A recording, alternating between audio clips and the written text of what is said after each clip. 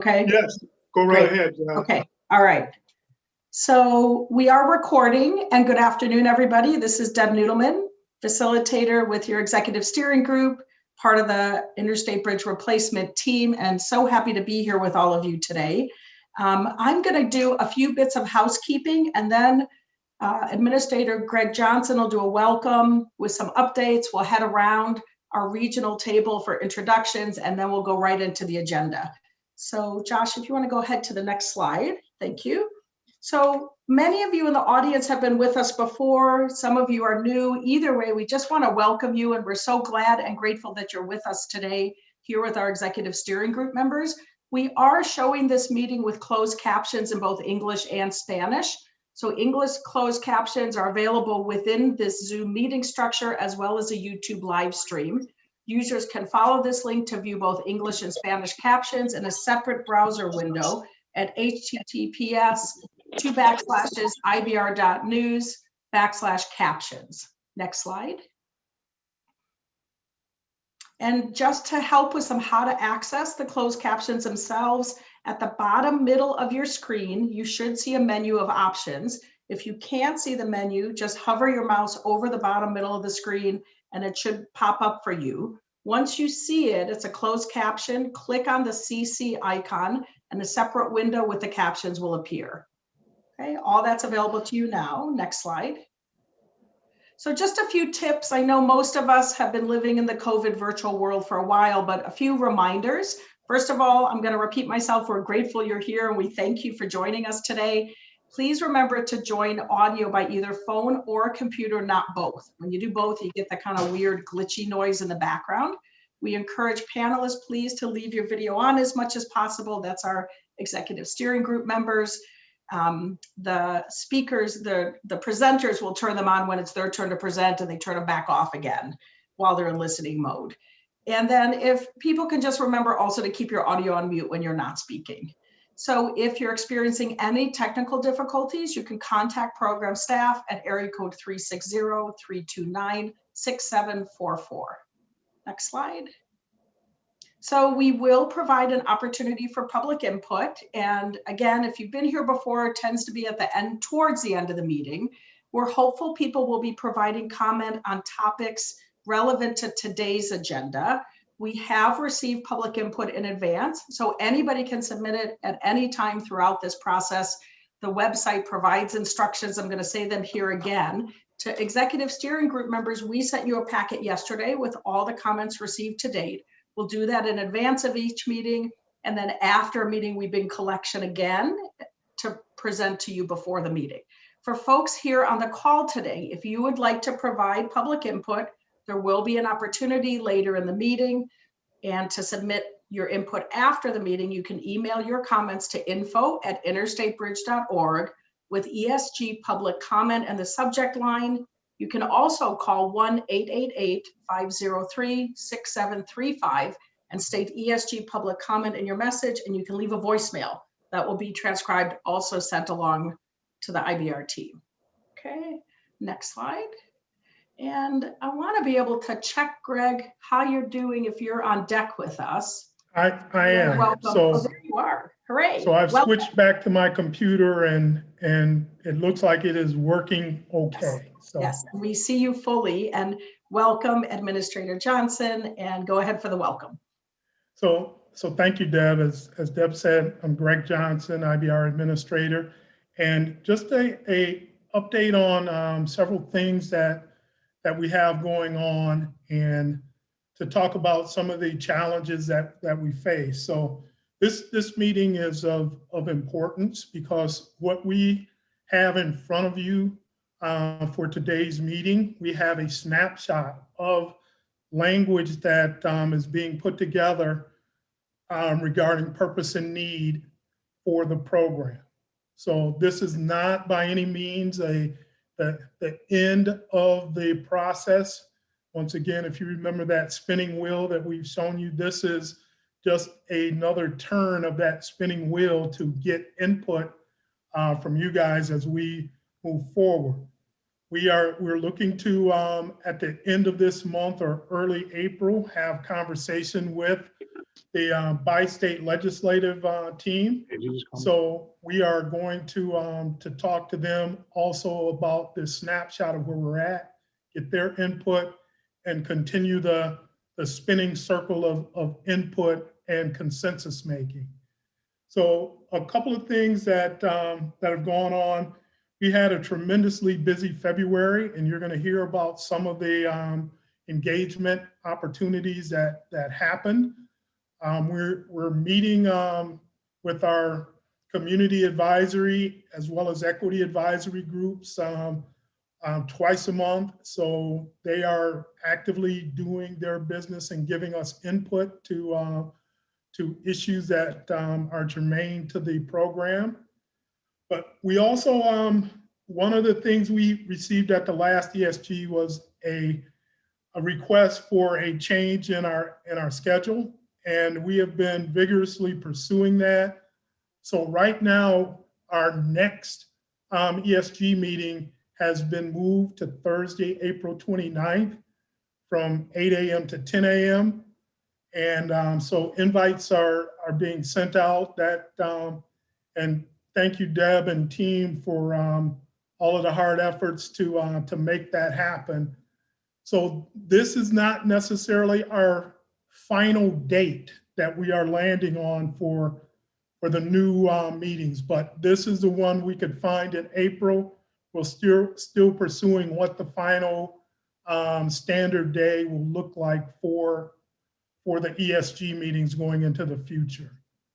So other things that are going on, we've been making presentations around the region to make sure that any group that's interested in hearing the status of where we're at and what we're trying to accomplish, we are giving them appropriate time to hear the presentation and to ask us questions. So we've got some very good things that we've done and some things that are on the calendar coming up to make those public presentations.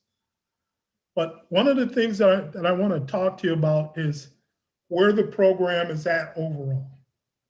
And I think we had a very, I would say, contentious staff level group meeting yesterday.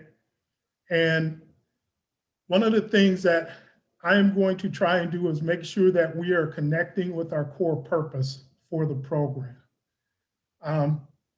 We've all agreed to pursue a bridge replacement. We've talked about what that looks like. And we're talking about how it's addressing the problems and issues that affect our region. This is a window. This is an opportunity to make an investment in our local community and in the region to make the economy stronger, to assure ourselves that going into the future, we will have reliable infrastructure to cross the Columbia River. So we are, in some quarters, we are receiving feedback about the speed at which things are going. And as you know, I've spoken to this group before about the pace that we are trying to maintain. We're trying to keep a schedule. But I've also told this group that we will not miss any steps. And if we are going too quickly and we have missed something, we will stop and we will back up and make sure that we have caught everybody's input going forward. So we are, as the administrator, with that comes along the implied title of risk manager. I have to assess risk to this program, and I have to look at the schedule, and I have to say, okay, what are we trying to accomplish? So we are not trying to railroad anyone, as has been said. We're trying to run a program that has some very real dates going out into the future. We're trying to meet those dates and bring in as much community engagement, as much engagement with all of our advisory groups to make sure that we are moving the program forward in a reasonable way. So we do have constraints. Purpose and need is one of the key foundational pieces in any federally aided program that can go forward. So we know that we have some differing opinions on what the purpose and need should address and what it should focus on. So we are working on those issues. We do not have set language that we're going to pull out of our back pocket and move forward. We're looking forward to this discussion, to have you guys vigorously weigh in on where we are at, on the snapshot we're going to present to you as we go forward. We understand the differences. We're trying to bridge those differences, literally, to get to a program that everyone can see themselves in and everyone can say this is for the good of the region. Will everyone get what they want? No, life doesn't work that way. So we're trying to find that middle ground of where we're addressing all of the concerns and finding that path to where we're going to have a program that everyone can see themselves in as we go forward. So yesterday, tensions ran a little high in the staff level meeting, understood. But what we have done, we've tried to set up a consensus model to where folks are free to voice their concerns, are free to put things on the table for us to digest, but folks are not free to walk away from the program. We have to have everyone's input as we move this forward. So I just want to make sure and recenter us where we're at and where we're trying to go. So with that, Deb, I will flip it back over to you. So thank you. Thank you, Administrator Johnson. And I did, Greg, there's one wrap-up slide for you right here. Josh, if you'll put it back on the screen, what is the ask for today? I think out of that meeting yesterday, a number of folks requested that you go ahead and frame it for the executive steering group, if you don't mind. Thank you. Definitely will. So once again, what we are presenting to you is a snapshot of a lot of iterations of talking to our various partners, voices we've heard from community engagement, as well as EAG and CAG input. So right now we are looking for ESG's members, your initial input and feedback on the working draft document. And once again, this is not locking you into a final yes.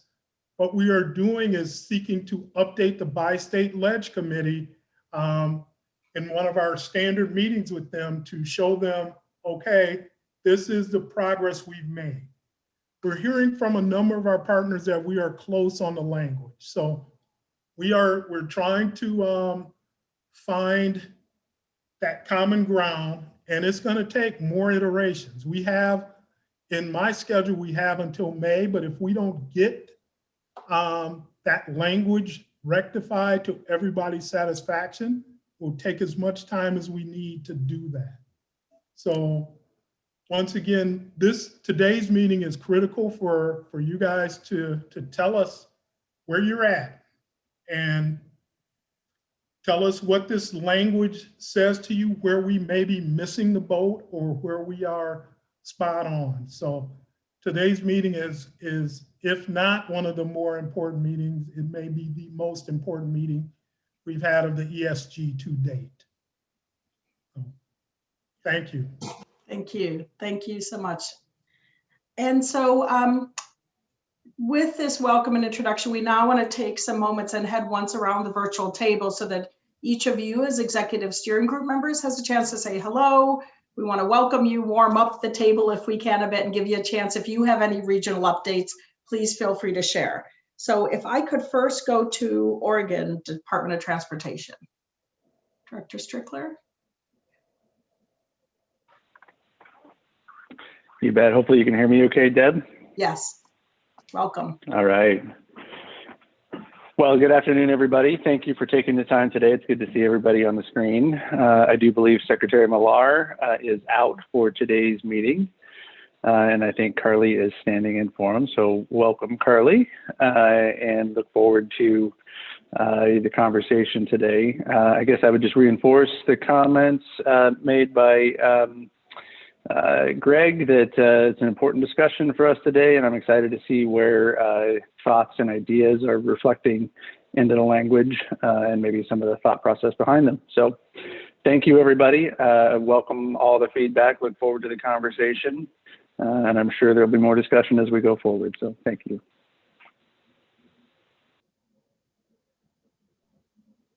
So my name is Carly Francis. I am the regional administrator for the Southwest region of Washington State DOT. So hello to folks that I know, and nice to meet you for folks that I haven't met directly. I would echo Chris's comments. It is an important conversation today. We greatly appreciate the commitment to this very pressing issue and the time that everyone is spending on it. And appreciate being here today to sit in. Roger is taking a vacation, and so that's just an encouragement for everybody in the crazy pandemic land that we're in, because I know he would express this if he were here, to remember to take care of yourselves and take vacation when you are able. And so I just would reiterate that message. I know he tells us I haven't been the best at it, but it's a good reminder to all of us. Welcome, and thank you for the words. So City of Portland, then City of Vancouver.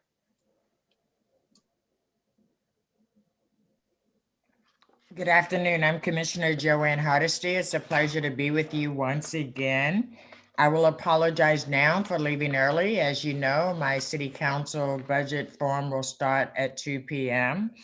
I did submit some comments because I didn't know if I would be able to provide verbal comments once I leave, before I leave. But Chris Warren, our able director of Portland Bureau of Transportation, will fill in when I leave. So good to see everybody. Look forward to the conversation.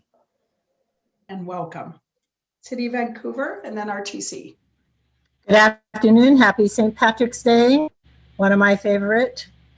No big news from the north bank of the Columbia River. We're still very happy that the legislature up in Olympia is looking at the transportation funding. And for those who weren't aware of it, the House and the Senate both put the I-5 Bridge Replacement Project as their #1 priority, with over $1 billion, $1 and $1.2 billion in their transportation plan. So they're still working through all of that, and we're helping them understand why they need to keep it right there. So thank you. Thank you and welcome. Next up, RTC, then Metro. Hi, Scott Hughes, RTC Chair. I'll just echo again what Ann said. Thank you, Ann. Nothing else much to do, but we're thrilled about the transportation package information that's going through. So thank you. Thank you and welcome. Metro, then TriMet. I'm Lynn Peterson from Metro. I'm here to help. I hope everybody is well today. No big updates. Thank you. All right. Glad to have you with us. Thank you. TriMet, then CTRAN. Good afternoon, everyone. I'm Steve Witter. I'm the Executive Director of Engineering, Construction, and Planning at TriMet. I'm here as the interim representative from TriMet while we are selecting a general manager. So hope, enjoy being with you. Hopefully you'll have a new face of TriMet somewhere this summer around the July if everything comes together. So happy to be here. Thank you. Thank you. Welcome. CTRAN, then Port of Portland. Sean Donaghy, CEO at CTRAN. Just welcome everybody this afternoon. I think, as was alluded to earlier, we don't really have many updates. I think we're starting to get into some of the very meat and potatoes of all the conversations, I think, as was alluded to by Administrator Johnson earlier. So, you know, obviously things are moving along, and we're excited for that and anxious to get feedback in this most important conversation. So thank you. Great. Welcome. Port of Portland and Port of Vancouver. Good afternoon. I'm Kristen Leonard with the Port of Portland, and no updates, but just wanted to do a shout out and thank you to Administrator Johnson for coming and doing a presentation to our Port of Portland Commission, sorry, Juliana, about the program. It was very well received and they appreciated the detail. Thank you. Great, thank you and welcome. Port of Vancouver, and then I'll go to the CAD co-chairs. Deb, Juliana Marler, CEO with the Port of Vancouver. Good afternoon, everyone. I just reiterate what Mayor Ann had mentioned, that our state delegation has been very supportive of this project, and we continue to see it at the top of the list for funding in a potential transportation package. The other thing I wanted to note is I've been participating in some federal delegation meetings, and there's a lot of positive conversation about potential federal infrastructure project or infrastructure funding. And so, just as we consider this project, I think there's a lot of opportunity there if we do see a federal infrastructure bill proposed and keep a lot of folks working in our region. So that's my update for today. Thank you very much. Great, thank you and welcome. And then to our Community Advisory Group co-chair, Lynn Valenter, and then Ed Washington. Thank you. No update, although I would acknowledge Greg's opening remarks. I appreciate that kind of summary and direction and reminder of our charge. Thank you. Thank you. Okay, Mr. Washington. Oh, I think you're on mute, Ed.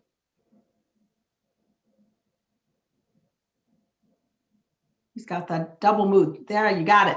Sorry about that, but when one has the opportunity to be part of such an august group, it just takes my voice away. So, but that happens. I sort of have to reflect back when I was on Metro and how easy it was to talk. And I'm at this point when I'm around all these people, I do get nervous. So that's all I have to say for right now. Pleasure to have you with us, and thank you for the words. So, hey Deb. Yes, Greg. There was a couple of things that I neglected to mention in my opening. Feel free. So one of the other pieces of good news is that the Oregon Transportation Commission has put forth an additional $30 million in funding for the program. And we know that it has to go through a number of other hands before it gets finalized. But once again, we saw that as a vote of confidence as to the direction we're going. And secondly, our May meeting, we are asking you guys for an additional hour, because hopefully that's the meeting where we will finalize language. So we want to make sure that we have enough time in that meeting to go around in that spinning diagram as many times as necessary to get all of the input before final language is crafted and taken to the bi-state ledge group. So thank you, Deb. Great. Thank you for that, Greg. And we want to do a special shout out to your schedulers who have been working diligently. They did find the April reschedule date, so we're grateful. And with the looking forward to the rest of the meeting, so we could get all of you here, we'll look for a 3-hour if possible. We keep working and we'll make things happen. So thank you for that ask, Greg. Appreciate it. So we're going to just really quickly get you through high level what's on your agenda today, and then be able to jump right in. Josh, if you go ahead and put the agenda back up on the screen. Thank you very much. And so the focus today, I often call it, you'll hear me say this, I talk in buckets for whatever reason. We have two big buckets. The first bucket is really sharing on the work and the progress that's been done since you last met and over the past number of months, and both developing draft purpose and need statement, as well as community vision, critical objectives, and the values that go with it. And so there's just been a lot of work. And so we want to be able, from the substance, from the community advisory group, the community outreach and education, as well as the equity advisory group, give you a bit of the lay of the land and the status. We're going to do that as efficiently as possible, because we know we heard your feedback that your other interest is to have as much time to talk to each other. So the second big bucket is leaving wide open for your group clarifying questions, group discussion, and that place it Greg has asked about landing, which is then by the time you finish in your group discussion, what kinds of messages and feedback are you interested in sharing with the program for them to take to the Bi-State Legislative Commission, end of the month, early April. So those are the two big topics. We will ask gratefully if you could just listen during the first half and try to hold your clarifying questions and discussion for that second piece. And then when we're finished with your full work on the substance, we will then turn to the opportunity for public input. We've got 10 minutes allocated there. And then we get to wrap up at around 1/4 till upcoming meeting topics, next steps, and the summary by 3 p.m. So that's it on the agenda. We always send this out in advance. It should be posted. It is posted on the website. We do it well in advance of the meeting and to all of you with materials. Just a few quick ground rules and the honoring of the agenda, listening to understand and ask clarifying questions to understand each other and staying curious to understand why. Focusing on the substance of the content, staying soft on the people and their styles, hard on the problems themselves, seeking common ground and sharing with each other where you may see common ground, and just as easily, we hope, sharing your differences. The differences add that diversity. That mix is what's going to get us the richness and the robustness of the outcomes that we're seeking here. And then providing a balance of speaking time. So if you happen to not be speaking as much, please lean in and try to add more verbally to the discussion. If you find yourself talking a lot, please step back and make space for others. So that's it on the ground rules. I just have really quickly a couple other housekeeping items. I want to again thank our audience for being with us today. We're just so pleased to have you here, whether you're here listening on the Zoom meeting or whether you're watching live stream on the YouTube webinar. We did remind you that later on in the meeting, we'll have that space for public input, and today you're in listening mode. And again, grateful to have you here. I did already mention that we are recording the meeting, and I want to just let people know you're seeing some slides, and we will be going through the slide deck here at the meeting. Just right after the meeting, we'll post this slide deck up to the website and share it also with ESG members. I think that's it. Okay, I think it's time to jump right in. Thank you for your patience. So Greg, I think you've got the introduction, and Chris Regan, you're going to be joining. All right, off we go. I think you're still on mute, Greg. There you go. Thank you. So this slide is, we've informally labeled this where we've been, where we're going. And this is looking at our projected schedule for the upcoming couple of months. And one of the most important things is the input wheel of seeking alignment on the bottom left. We are still in that process, and we will be in that process all the way through our ESG meetings in May, with the hope of we will come out with language that is suitable to all parties, that we can take before the Bi-State Ledge Group. But once again, we're having a robust number of meetings. We had over, and I don't want to steal anyone's thunder, but I just thought it was tremendously impressive that we had over 15,000 comments on some of our public outreach last month. So we are we're putting in the time and putting in the effort to make sure we're reaching all parts of the community to hear the voices. But this milestone of today is to have this snapshot language in front of you so you can give us feedback. So when we go talk to the Bi-State Ledge, we will have them fully informed of where folks are at with this. So with that, I'm going to flip it over to Chris for his presentation. Thanks, Greg. Really appreciate it. Thank you, everybody, for being here.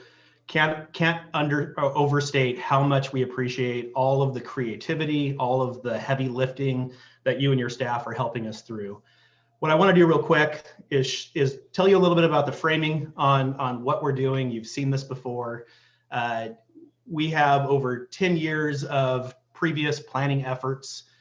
Those previous planning efforts had an existing purpose and need and vision and values that were carried forward through the Nepa process and an environmental impact statement. Arrived at a final environmental impact statement and a record of decision to our federal partners. The record of decision is within our federal register, And our legislature asked us to take that information, use the good work, but look at how things have changed. Figure out how we need to update this and move it forward. So that's where we've been for the past few months. We've been looking at planning and regulatory policy and goals that might have changed, updating community values, and we're reaching out to our stakeholders. And those stakeholders include our federal leads, providing some guidance, community engagement that we're doing, community advisory group, our equity advisory group, regulatory agencies, tribes, our executive steering group, and our technical transportation professionals, and the bi-state legislative committee. All of these stakeholders are helping us understand and frame how we've changed so that we can take the previous work and lead it into the interstate bridge replacement programs, purpose and need, and vision and values. Next slide, please. So I wanted to start off talking about what we've heard from our community advisory group and equity advisory group. We've had really good conversations. They haven't necessarily been super deep. We have about an hour, hour and a half kind of conversations, but our community advisory group and our equity advisory group have touched on 14 of the 17 issues that are contained within our purpose and need and vision and values. They have perspective, they're sharing that perspective. We're seeing how things fit in as we look at what's changed and how we advance. And specifically, next slide, please. We've heard, is this the same slide? I'm sorry. Next slide, please, after this. Specifically, what we've heard is that we need to make our documents more readable. So we need to provide definition for terms like modal choice and travel reliability. These are technical terms. These aren't things that our community advisory group or equity advisory group typically deal with. Your staff deal with these things a lot. We talk a lot about these things, but they want us to help ensure that it's readable. They've also looked at some specific issues. So for example, there's recognition that equity really plays a role in all of our values. So to separate it out maybe does some disservice, and that we need to look broadly as we apply this forward. We've talked about congestion and recognizing that our area has a role in the regional congestion, and how do we look at that? And we need to plan for the full life of the bridge. When we build a successful bridge, we're going to have 100 years of life, and we need to show that we're maximizing how we move people and goods, that we're doing our best to ensure that that investment is going to get as much for the region as we possibly can. We're also talking about addressing bottlenecks rather than moving them. These are concepts that have come out of our community advisory group and our equity advisory group as we've shared with them vision and values and purpose and need. And we've looked at this and said, these may not have been in our original compilation of thoughts, and we're going to carry them forward as we continue moving through the iterations of improvement. They've also talked about funding and cost effectiveness, addressing concepts of affordability and recognizing that we may have some future funding challenges in our financing. For example, over the past few years, gas tax is declining. What do we need to do with that? How is our finance plan going to look at those things? Creating something sustainable, and again, this theme towards future-proof. How do we ensure that this carries forward as much as possible? Next slide, please. They've also talked about quality of life. Recognize, protect, and enhance the community connection and cohesion.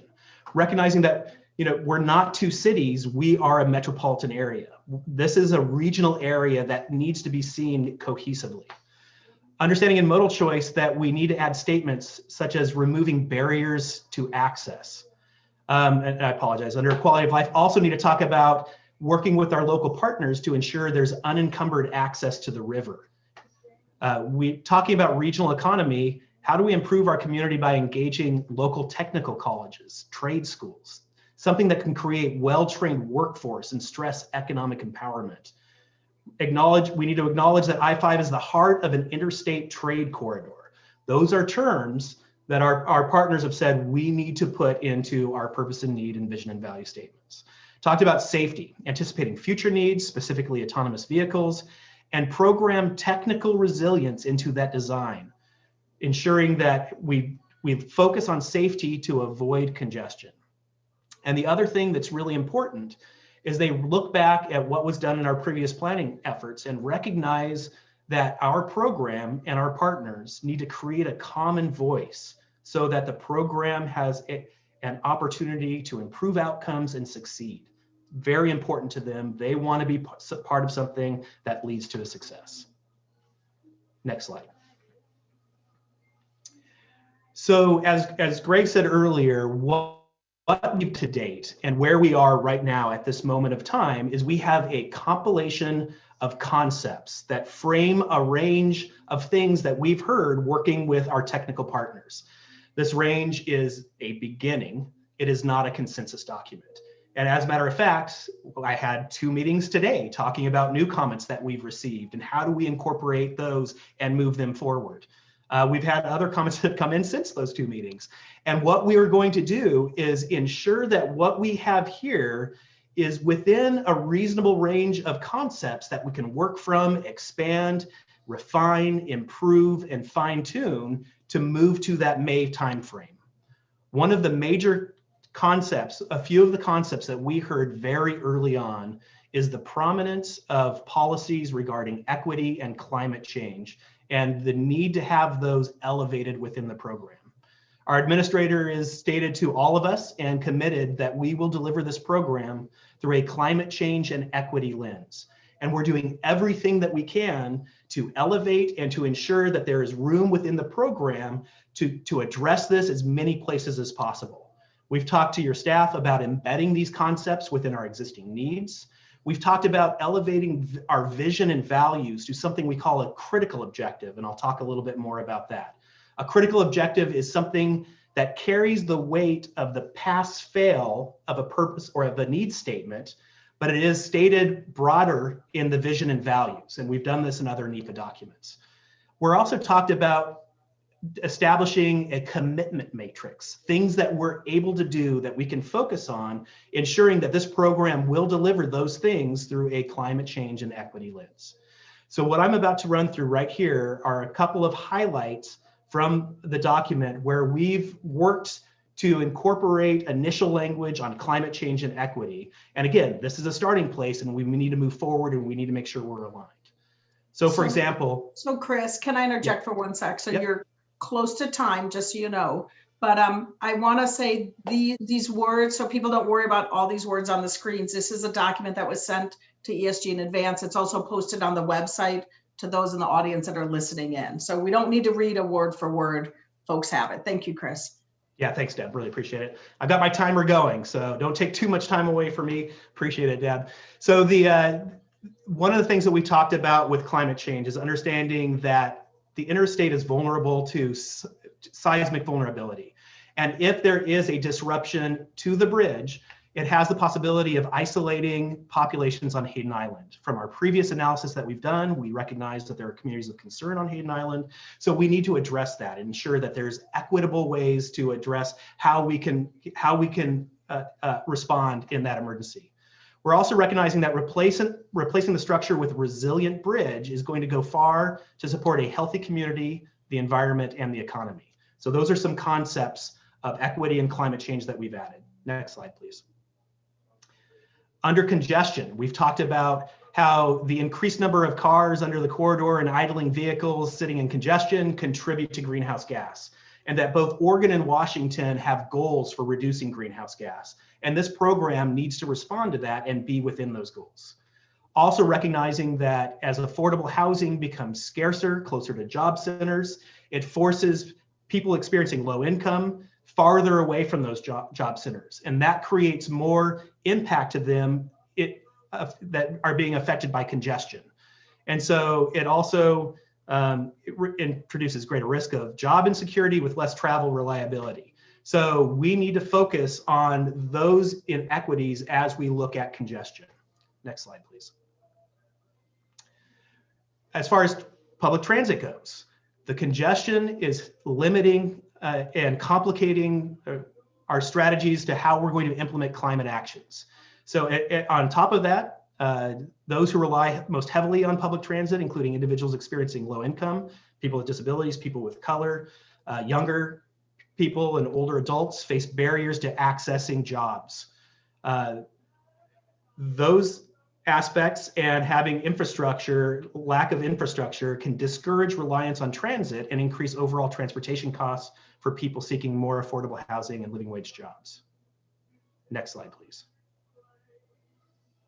And as I said earlier, we've got this concept of a critical objective. So a critical objective must be met to deliver a successful program. How the objectives influence program delivery and community engagement are pulled out through screening, but along with other vision and values, it also has this extra layer of having a pass-fail mechanism to it. And we've looked at 2 specific critical objectives. Next slide, please.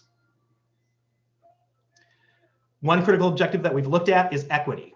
Commit to equity of both outcome and process, ensure meaningful access to program activities, seek equitable distribution of transportation costs associated with the program, strive to ensure access to program benefits while minimizing impacts to historically marginalized, underserved communities, consider historical impacts to BIPOC as well as economically vulnerable populations when determining outcomes, engaging historically marginalized communities to ensure program design reflects cultural context, provide meaningful opportunities for women and minority-owned firms, including DBE, disadvantaged business enterprises, minimizing displacement within communities of concern, enhancing transportation and public transit.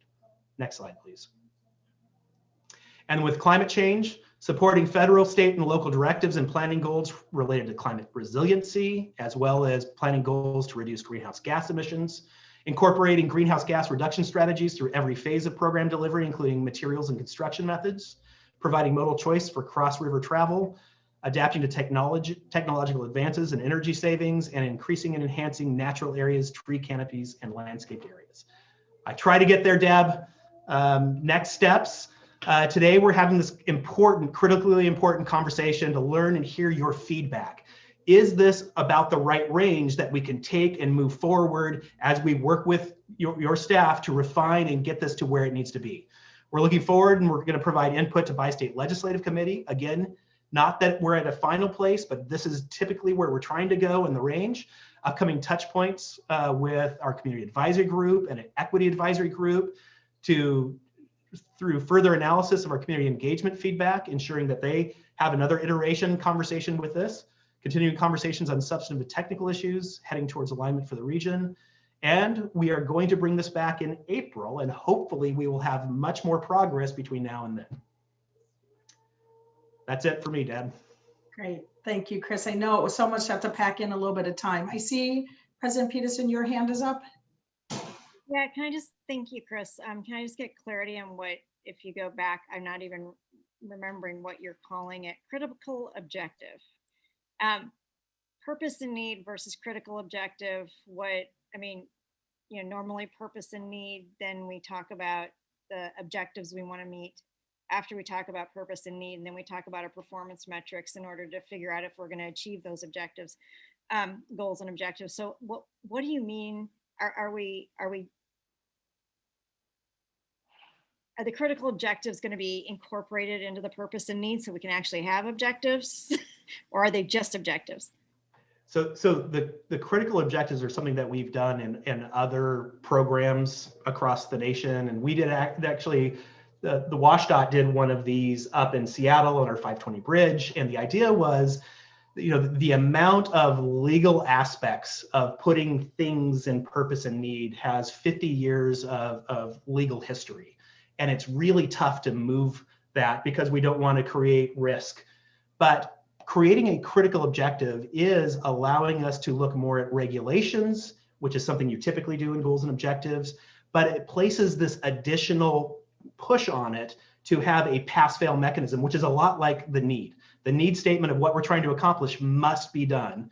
Same thing with the critical objectives. These critical objectives must be done, but you can go into more details and talk a little bit more about strategies or possible solutions, which is really taboo when we talk about it in purpose and need. Thank you for the clarification. Yep, great question. Thank you. So we're going to move on to the community Oh, I'm sorry, Commissioner Hardesty. Yes.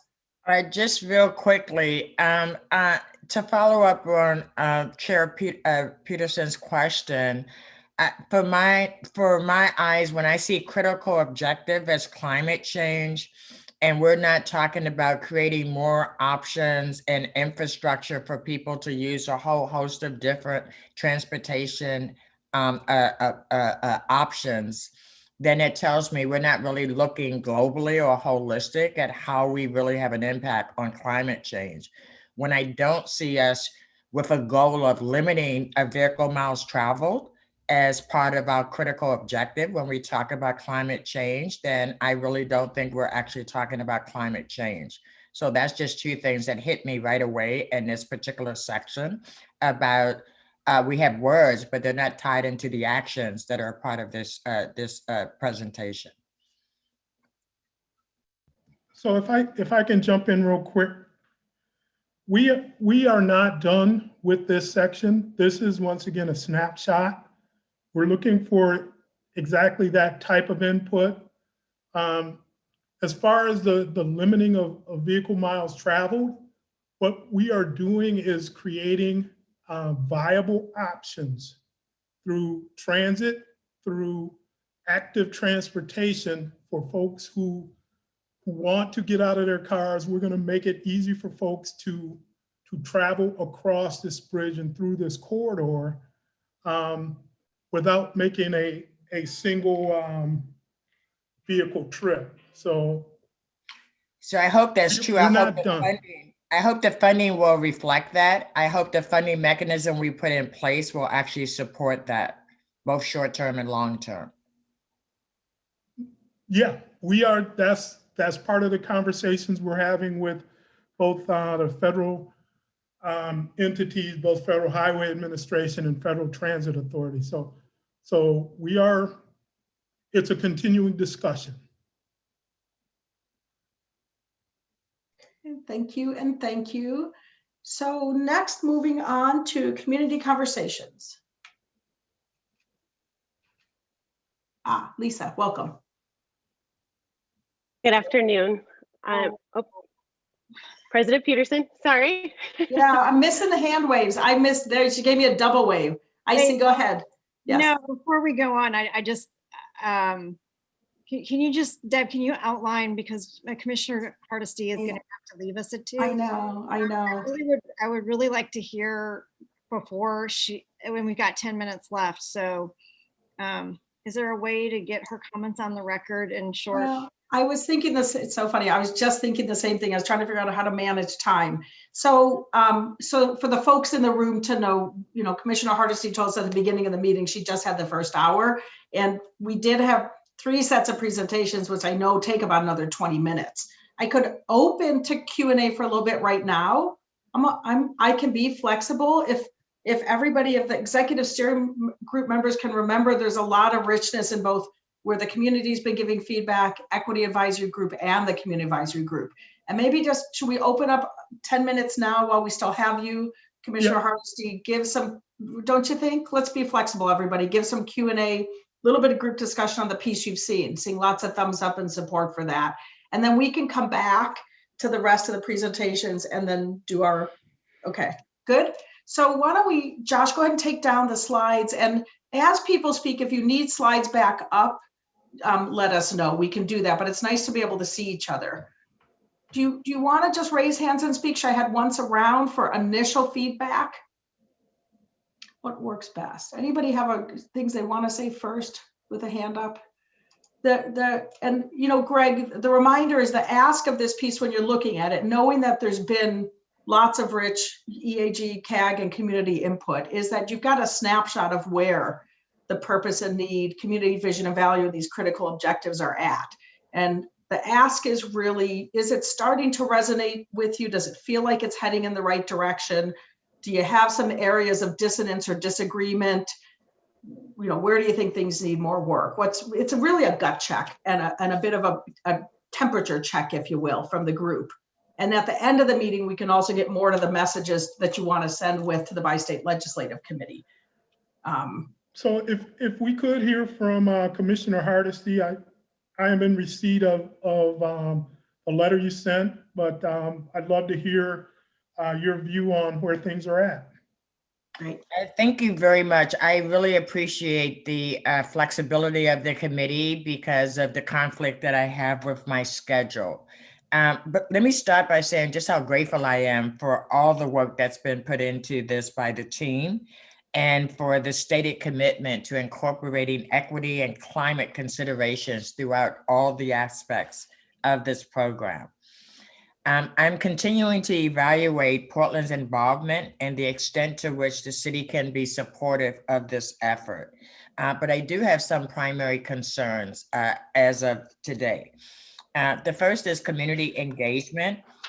The purpose and need should be most the influential project component and driving the creation of alternative solutions for this program. We absolutely need to ensure that this is understood and appropriately engaged on by the CAG and the EAG. As people naturally want to quickly look to potential solutions, we need to ensure a complete understanding of how the language and the PNN leads to which alternatives and solutions that will be considered.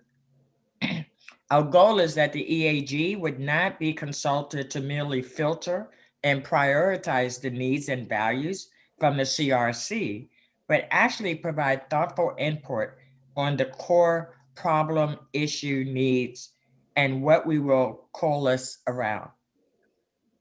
As we are still in the process of developing a project definition of equity, are we sure we are asking all the right questions and hearing from all the necessary people in this current PNN process? Climate, and the next issue is climate inequity. Climate and equity are two of the most urgent needs of our time, and I would still like to see these centered with the purpose and need for this project. We understand that there's an important deadline to bring a draft PNN to the state legislature. This current draft PNN does not yet fully reflect our staff input or feedback, nor is this a consensus-based document from agency partners' perspectives. Therefore, if the program team feels it is essential to release this version to bi-state legislative committees, we would suggest it be understood as the projects team's working draft. Last but not least, the purpose and need. I recognize that we haven't solved the needs articulated within the previous Columbia River Crossing project. However, relying on the same framework as the CRC is not serving us well today. That doesn't mean we need to start over though. I believe we can come together and acknowledge our core purpose, replace the existing bridge to provide for efficient movement of people and goods in order to access places on both sides of the river and beyond, as well as address systemic resiliency. Within this context, we can consider holistic solutions to serve person trips and goods movement instead of solving for each travel mode in isolation. The NEPA project purpose, by definition, is to concisely identify what we're intending to accomplish and be broad enough to ensure multiple solutions can be considered. We should be setting the program up to consider a full range of options and how to provide efficient movement of people and goods today and into the future. I would like to see the team fully consider this reframing and undertake a process that results in a product with CAG, EAG, and ESG consensus prior to taking to the bi-state legislature. If the bi-state legislature requires an update prior to consensus, the team needs to ensure that the updates include information about unresolved topics and changes to the document that are underway. That concludes my formal remarks.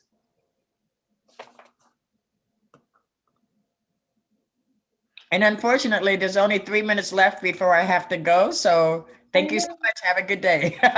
No, just kidding. So Commissioner Hardesty, if I can jump in, nothing that you stated in your remarks are things that are foreign to us, that there are some things that have yet to be done that I think will address a lot of your concerns. One of the things we are being very careful with And as you were aware, $200 million was spent on the CRC to develop, and it did receive a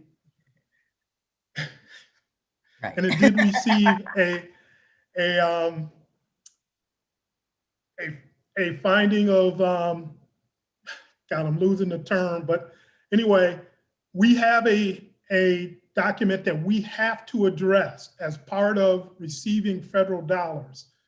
So we aren't framing it from that, but it's something that we have to make sure that we walk through, and that all of those questions that were asked back then and answered are being answered in this document. So the framework isn't the same framework, but we do have to answer those questions. And trying to take a document and weave in all of the comments and wants and wishes is as Chris Regan can tell you, is a tremendously tough thing. We're not nearly done. So I think we're getting to where, to a document that will meet a lot of the things that you put forward on the table for us. I appreciate that. And let me just end with the document that said what's changed since the CRC does not reflect the racial reckoning, nor does it reflect the climate emergency that we're in. I will leave it on that note, and I appreciate the kindness and the flexibility of this committee. And we'll continue to have these conversations so that we can get to a place that we all feel like we're moving in the right direction. Really appreciate the hard work. Thank you all. Thank you. Thank you for being here, Commissioner Hardesty. Take care. Please stay safe. Greg, one logistic, can we knew Commissioner Hardesty had to leave, so we want to promote up Director Warner. Yes. Gilly.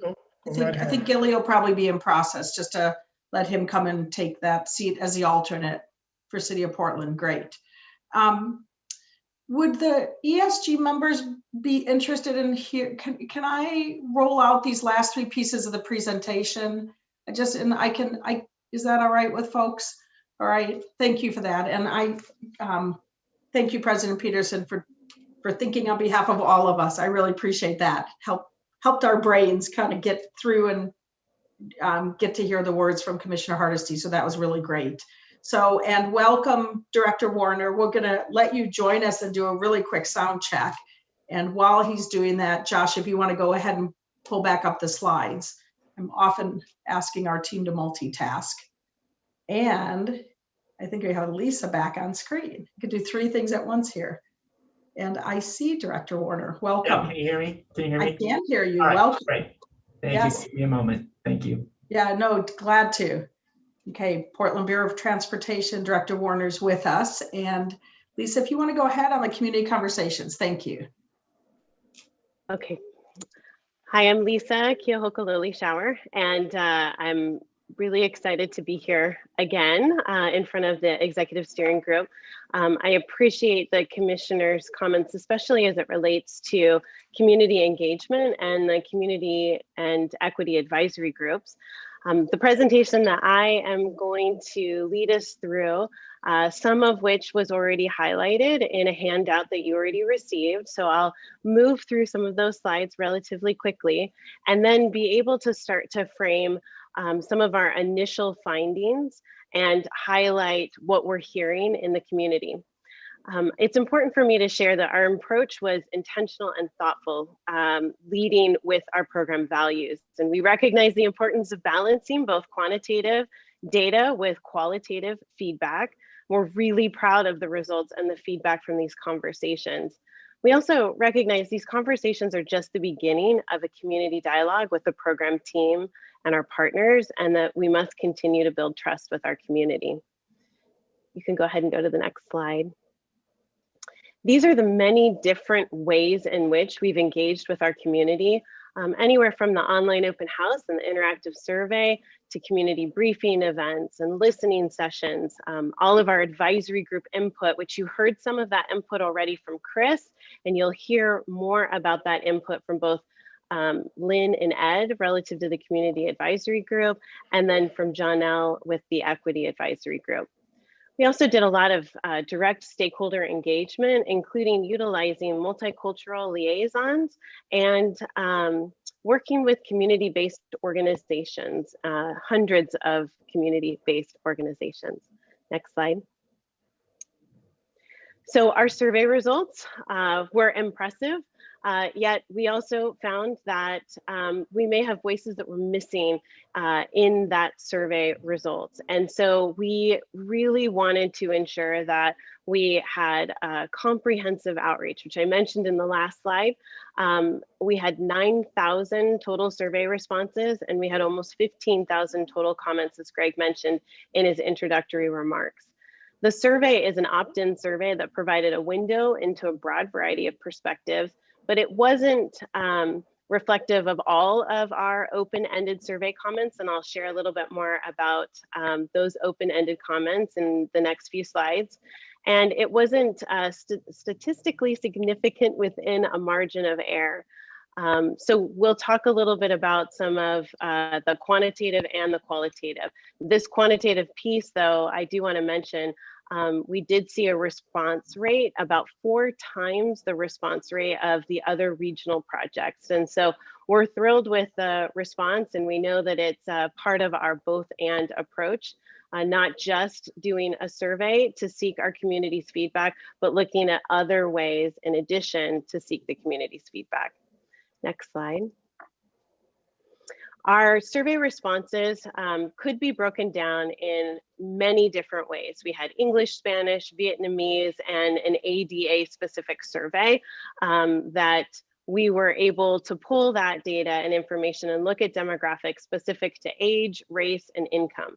It's important for me to note that this section was optional. So you'll see that the totals, if you're going to add up each of the responses, do not equal that 9,291 total participants.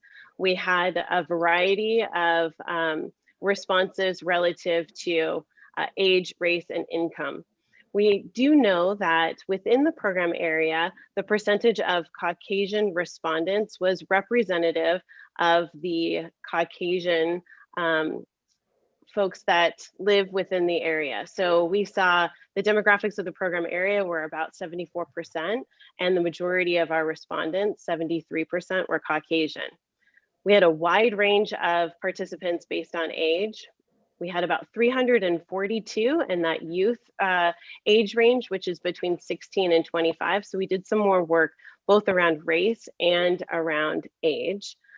We in particular wanted to ensure that we had really reached out to our communities of concern, our houseless community, and our youth.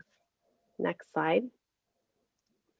We thought it was important to share a little bit about some of those survey responses relative to transportation problems. Now, survey participants were asked to evaluate problems identified in the previous planning efforts and suggest others that may be missing. The activity asked participants to rank the top 3 transportation problems they experienced with the interstate bridge.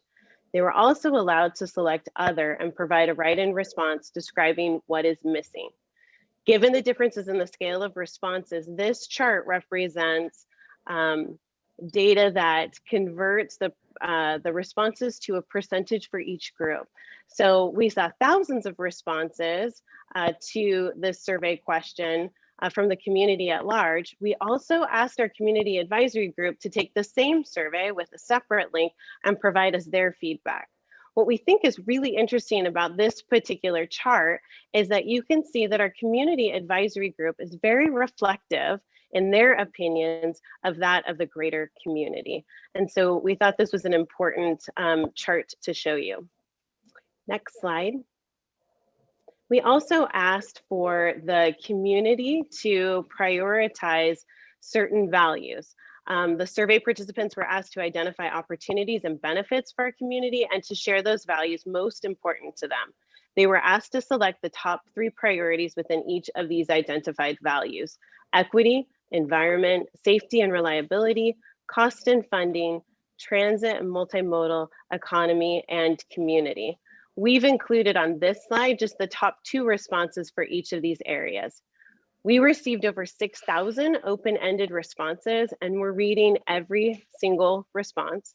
We're working with our environmental team to understand these comments and to seek ways to integrate our community's feedback within our work.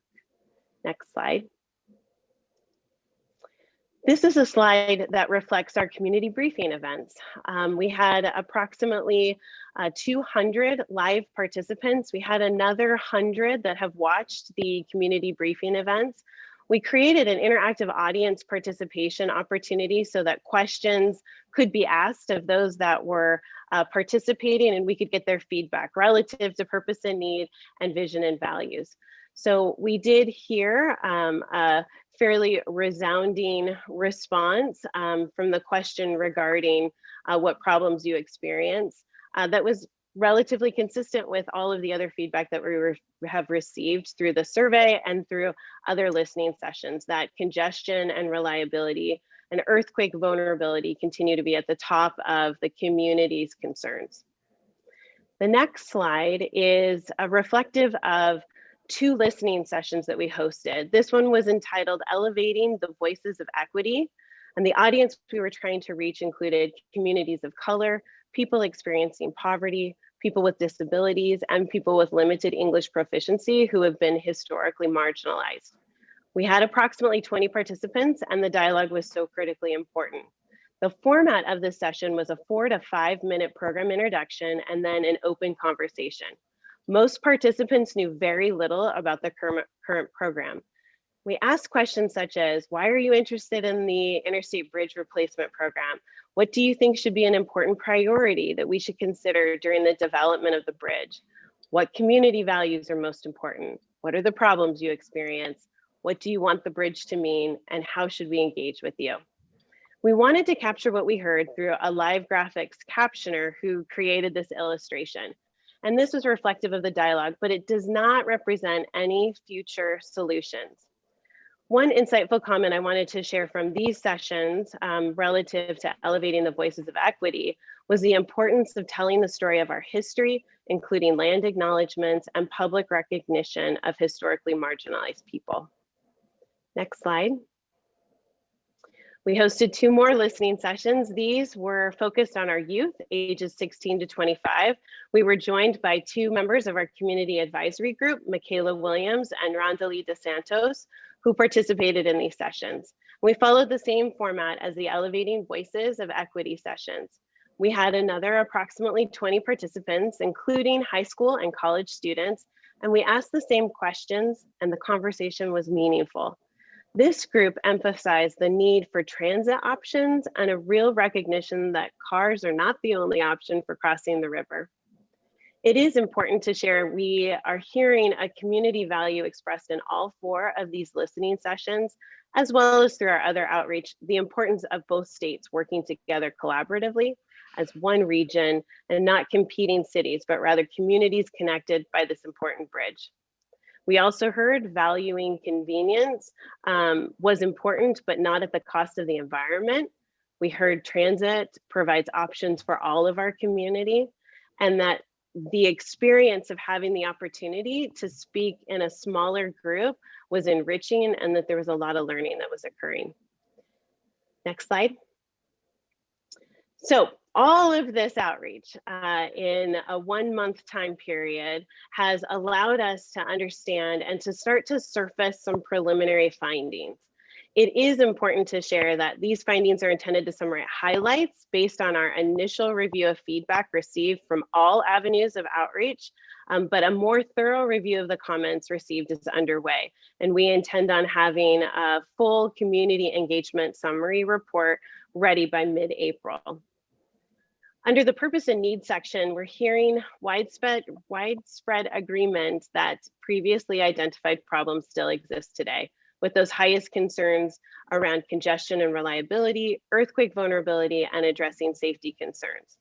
We also heard that additional priorities included considerations of greenhouse gases, the climate and environment, and a real commitment to equity, underrepresented and underserved communities. Under vision and values, you saw in some of the pictures that we've shared with you and some more that you'll see a little later in this presentation, the importance of bridge safety, working together, accessibility, transit options, building a modern bridge for the next 100 years, all modes safely existing together on the bridge. We did hear throughout many of our engagement opportunities a real desire to jump right on into bridge design and to talk about solutions. And so we've included some of those initial findings on this slide. And lastly, I just want to say that we heard some really good feedback about how to continue to engage with our community. It's important that we're constantly looking at measuring our effectiveness. What are we doing that's working well? What are we doing that reaches our community? And what do we need to change in order to increase our engagement? Next slide. So what's next? I mentioned that we're still going through all of those open-ended responses, and we intend on finalizing a community engagement report mid-April.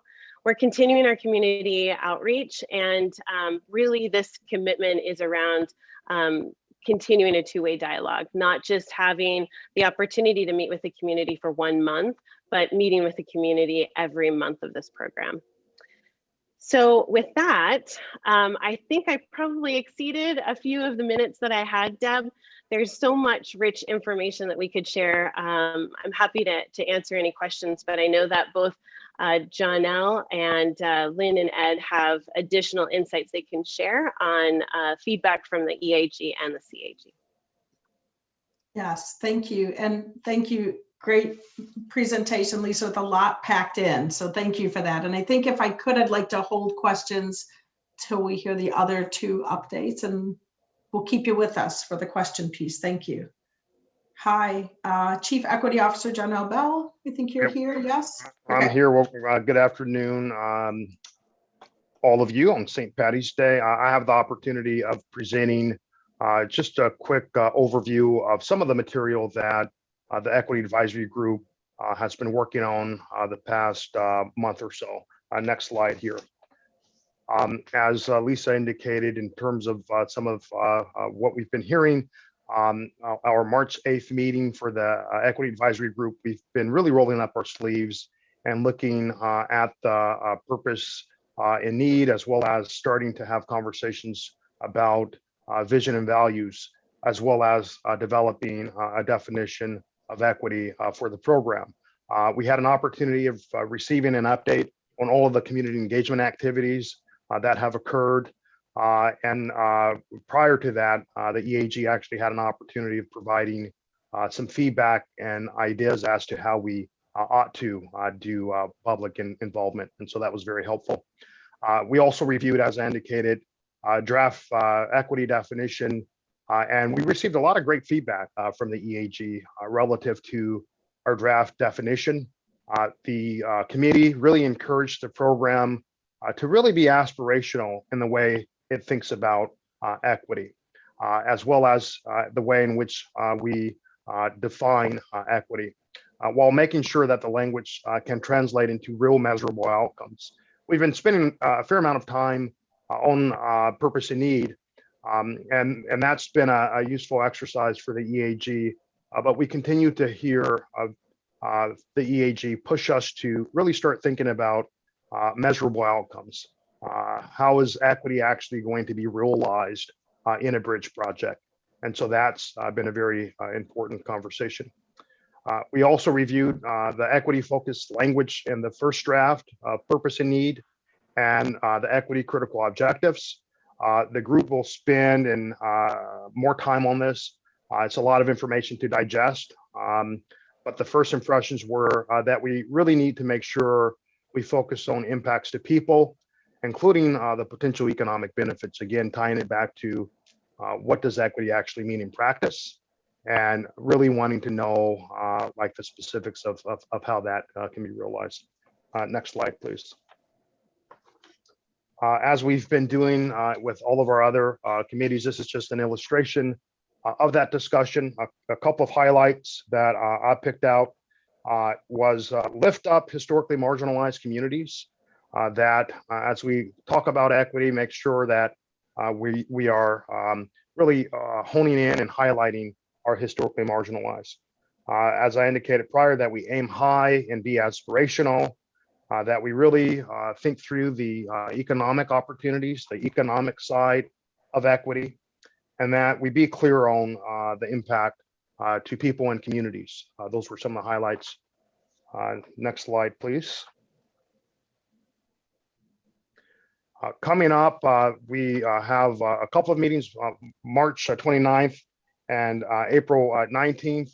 Our near-term work is we're really going to continue to refine the definition of equity. That's going to be a critical North Star for not only, I think, the IBR program, but the way in which we start to think about metrics as well as our screening criteria. I'm sure if I were to poll each of you, we would all come up with a different definition of equity. And that's the danger in the term equity, is it's interchangeable with a lot of what folks might care about. It's really important for the program and for our EAG to define what it means to them relative to this project. So we'll be spending some time on that. We'll be developing an equity framework with equity definition as a foundation to help guide program decision-making in a way that centers equity.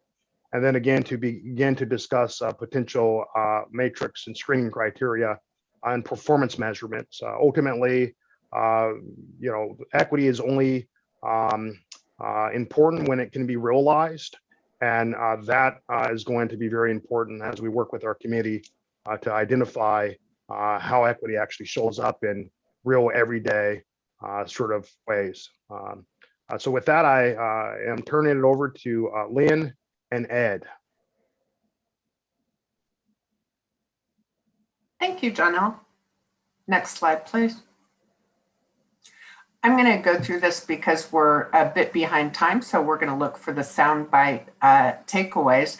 But I'm pleased to report that the Community Advisory Group has been busy. We've met twice, and we're really starting to find our way. We're understanding our role and the nuances and complexity of the process for a program like this. A lot of interest in jumping into problem solving, and that's kind of the fun part. But we've also gotten a deeper understanding of ensuring that the project is dedicated to doing due diligence on every step and making sure to check in and confirm with all stakeholders. Our group members are understanding the past work and the role of it and are comfortable with how it is being built on to move forward. And as one of our members so eloquently and succinctly put it, the best bridge is the bridge that gets built. And so we all enthusiastically were embracing that. You'll see here that the survey of our respondents reflects, first of all, that at least one person voted for every one of the purpose and need concepts. And you'll see very high conformance, as Lisa shared earlier. Next slide, please. Again, huge shout out to being able to graphically represent a 2-hour meeting in a 1-page takeaway, but it does a really nice job of capturing the breadth of comments and interests of the various stakeholders.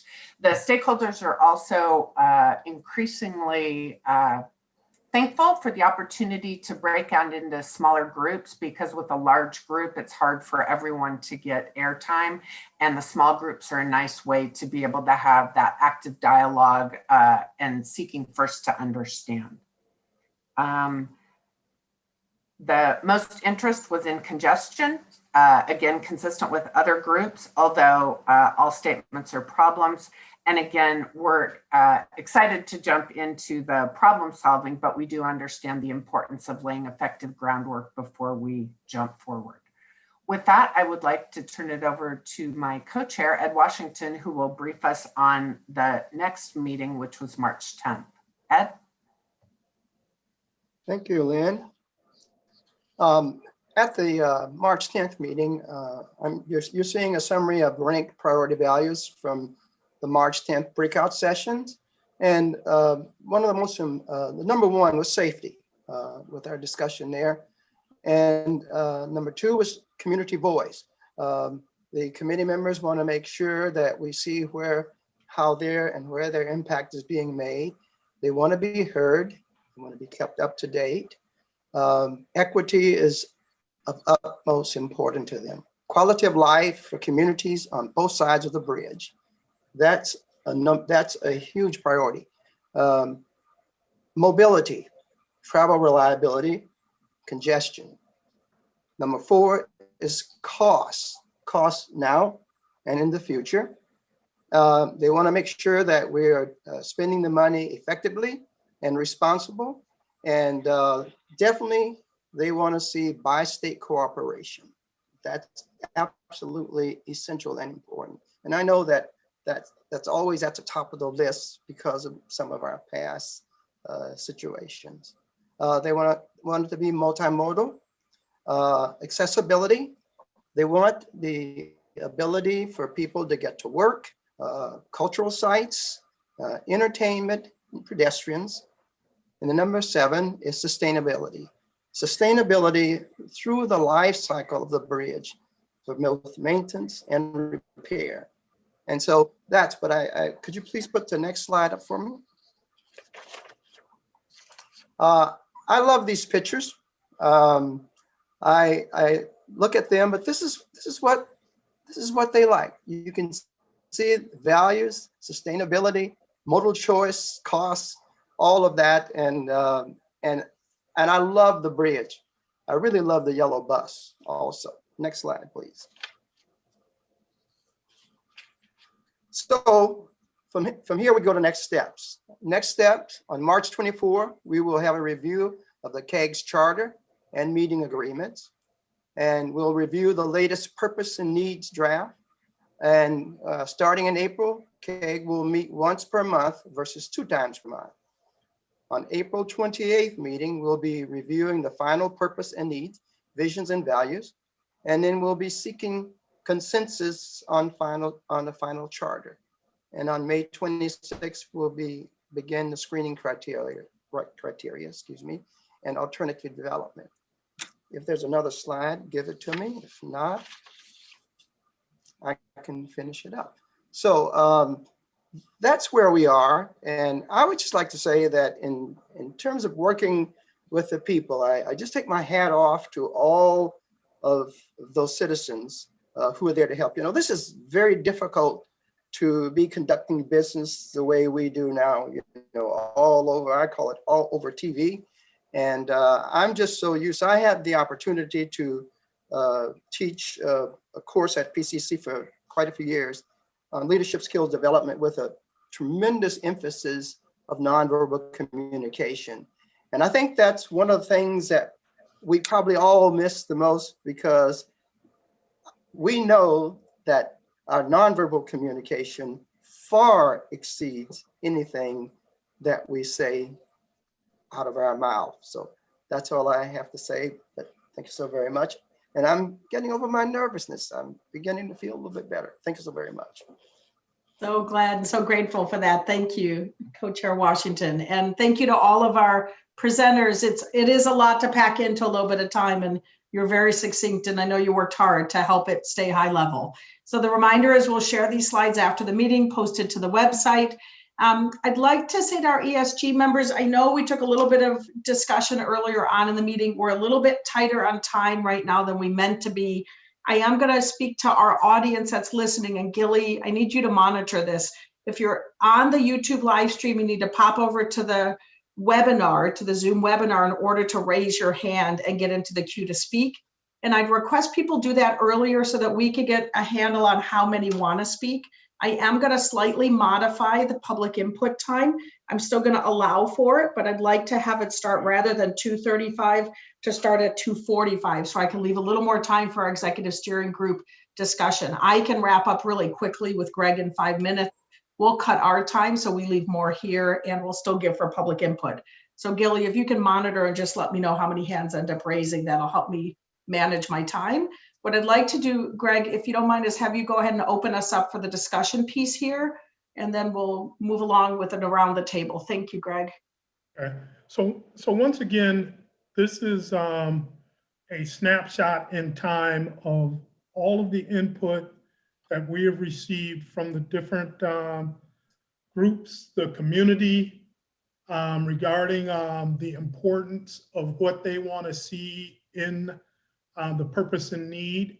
And the one group that we haven't heard fully from is you guys. So it's as simple as tell us what you think and tell us, are we on the path? Are we seeing some commonalities and alignment? Does this resonate with you? Where are the differences? Where do we need more work? So we'll take ideas and suggestions that you have, but our desired outcome is to be able to take a message to the IBR, from the IBR team to by state ledge about our progress related to draft purpose and need and share with them. So with that, Deb, let's jump into feedback. Thank you. I was going to head once around the table. Lynn, I see your hand up though, so we can start with you. Your hand's up, it's not a problem. And Josh, will you go ahead and take the slide down? If folks are all right with that, we're really doing the temperature check. Tell us if you need that slide or any other slides back up. Where did you go? We just, when it went off. Are you still here? Yes? Debbie, you looking for me, There, Lynn? you went, you moved to, I needed you to talk. I literally lost you on the screen. Yes, please, President Peterson, go ahead. Tell us what's on your mind and where you're at with the questions and the framing Greg did. Thank you. Thank you. I just want to acknowledge all the work that's being done for lived as well as learned experience. I think what we're getting at is the heart of the lived experience in terms of the community experience with this bridge, as well as the community needs. So I appreciate at least that start. And obviously, Greg, thank you for bringing up the loops of iterative engagement again, and getting that clearly in our heads, because I think that what we need to have a conversation about in terms of process and timing is that there are loops that you all have as project folks up into the state level and back down into these committees that you've established both with us and the equity group and the citizen group.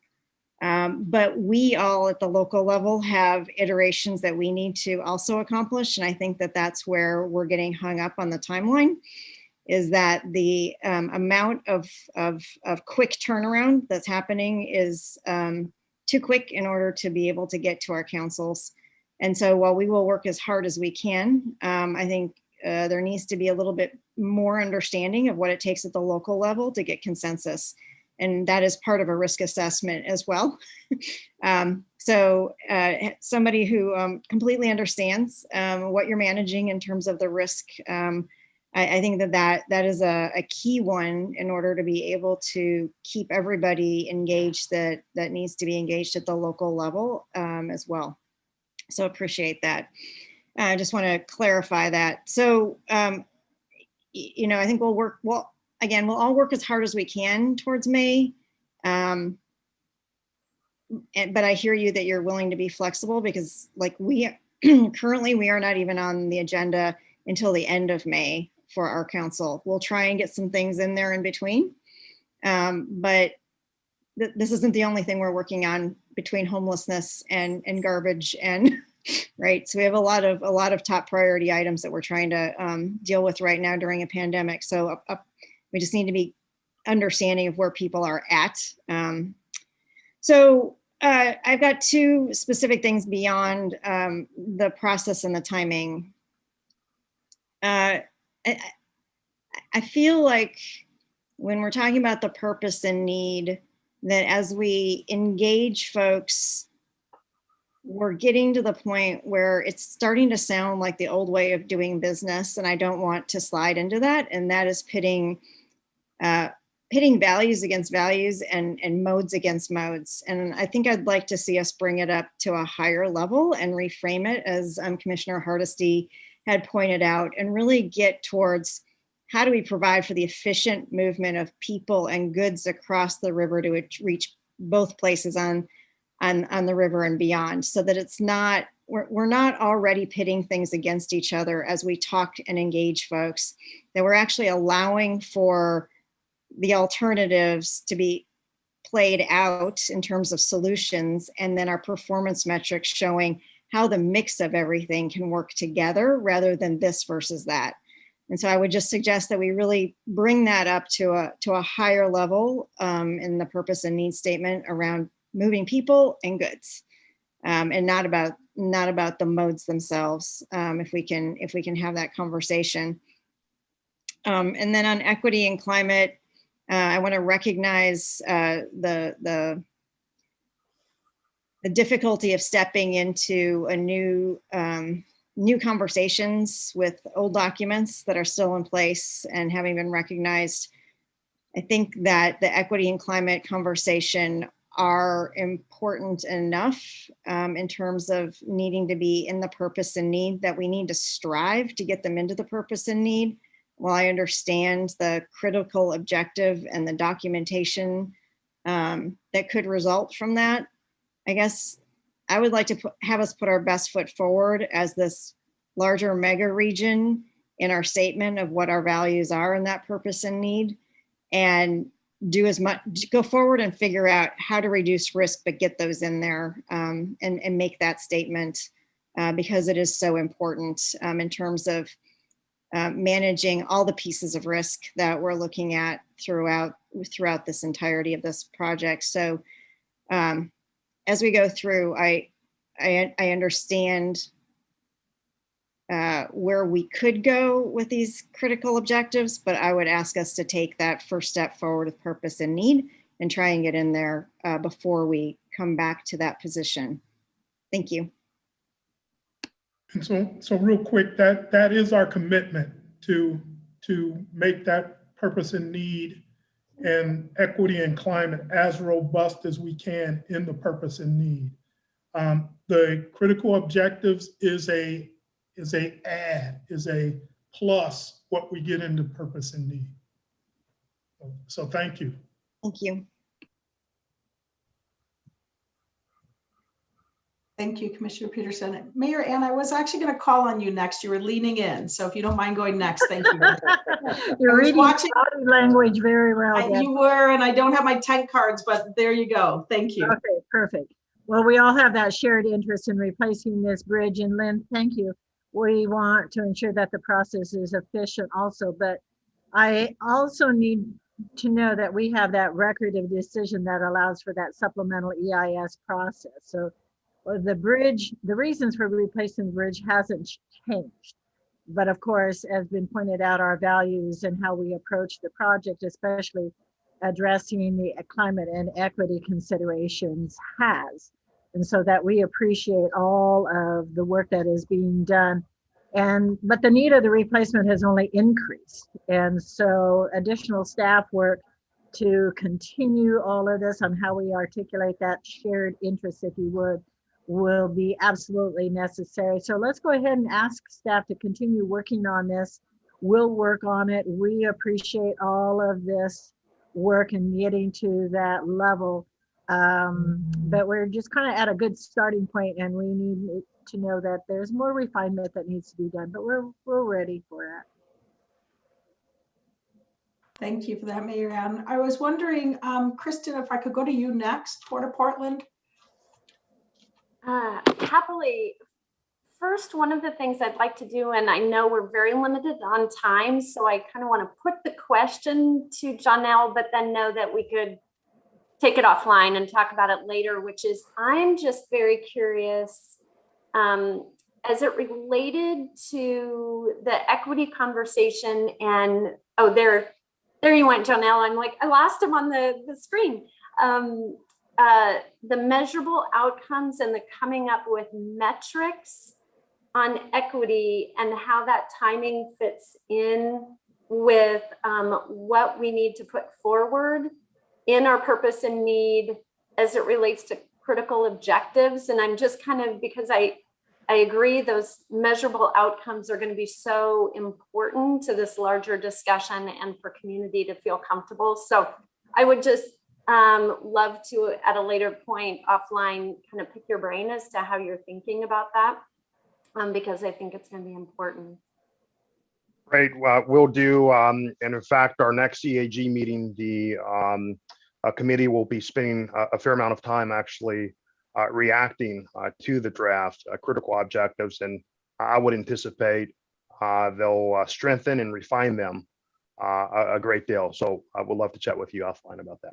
Terrific. And then I do want to add what's already been said, which is just a thank you to all of the work to provide a draft that we can start from in these conversations. And granted, it's based on a previous ROD, but there's still a lot of work that goes into putting something forward. And I think, Greg, to your earlier comments, it allowed us to very quickly get into kind of some of the tougher conversations, which I think are critical. So just thank you for giving us all something to work off of right out of the gate. And then I'm just going to add to what's already been said. We definitely recognize the need for momentum, but looking forward to making sure that we get community and stakeholder comfort. That's probably not the right technical word, but comfort with climate resiliency and equity being represented in this critical objective structure. We think that that's a very creative way to move forward, but I think there will be an added amount of community and stakeholder work to make sure there's a comfort with that approach. So thank you very much. Thank you very much. Appreciate it. And if I could, Juliana, if you're up for going next, Port of Vancouver. Sure. I'll just add to the comments that have already been made, fully support and agree with the comments made. I think, it was also very helpful to hear the feedback, from the Community Advisory Group and the Equity Advisory Group. I think just understanding all the perspectives out there is incredibly valuable as we're looking through this document. Another thing that would be helpful for me is to understand the process, the federal permitting process, the ensuring that we don't impact our ability to secure federal funding. Greg, I think you mentioned that to some extent, and that we have certain requirements that we have to follow as we are moving through that process. And so I think just ensuring that it doesn't impact the timeline and our ability to secure that funding. I think would be helpful kind of really to understand that a little bit more, so we don't go down a path as we're kind of working through this document and realize that it's not something that we are allowed to modify or is kind of, again, already established as a legal requirement. Thank you, Deb. Understood. And I will send you a written answer to that question in order to give other folks time to get their comments in. So thank you, Juliana. Thank you.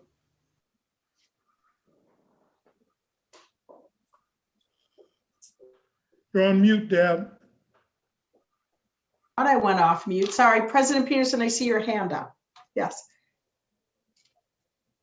At the end, after everybody else. Oh, okay. No worries. I'll keep it there then. Well, I have a quick statement and comment to make. Kristen Leonard. I'm going to call on you next. Yes, go ahead. Kristen, you're so right when what you were talking about, the people wanted input. And it's so interesting. I also found that most of these goals and what the citizens wanted are the same as they were so many years ago. But Jonelle, I have a real question for you, because if I look back, especially if you look at Ridgefield, if you look back to 2000, 2005, we were a community of about 2 to 2,500 people. Now we're 10 and growing fast. We have changed significantly. Our economic numbers are so much different than we used to have. If I look at Portland, the gentrification stuff goes on. It's got to be really difficult for you when you look at the equity issues, because things have changed so much. And I don't know, and they're not done changing. They're going to keep changing on this. If you have a comment on that, I just found that. I found that's the only thing I see really significantly different. Well, I think you're absolutely right. And in fact, in our own analysis, as we've looked at the region as a whole is growing in numbers. It's diversifying as well as is being dispersed. And a lot of why it's being dispersed is a result of displacement, gentrification, and income inequality. And what we see in the data is that, in fact, communities of concern are not only migrating to, East Multnomah County or West Washington County, they're also migrating to Clark County. Hence the growing diversity in the region. And so you're absolutely right. That's part of the factor. And that's where a lot of conversations that we've had around EAG has been around transit, has been around economic access, housing. And so that's why it's going to be so critical to have these performance measures so that we know as a project whether or not we are advancing outcomes towards equity. Thank you. And thank you for that. And Chair Hughes, anything else?